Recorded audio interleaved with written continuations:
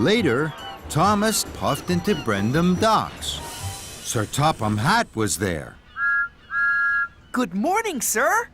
It is a good morning, and a busy one.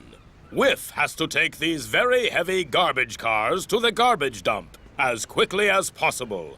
He will need help. You, Thomas, must be Whiff's back engine.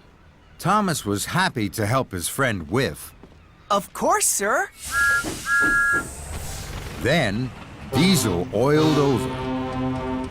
Pulling those cars will make you a really stinky engine, not a really useful one. Phooey, you're a stinking engine already. And Diesel clattered away, chuckling. Thomas huffed. Diesel's the silly, stinky engine. Whiff, are you ready to roll? Ready, Thomas! And the two friends heaved and hauled happily away.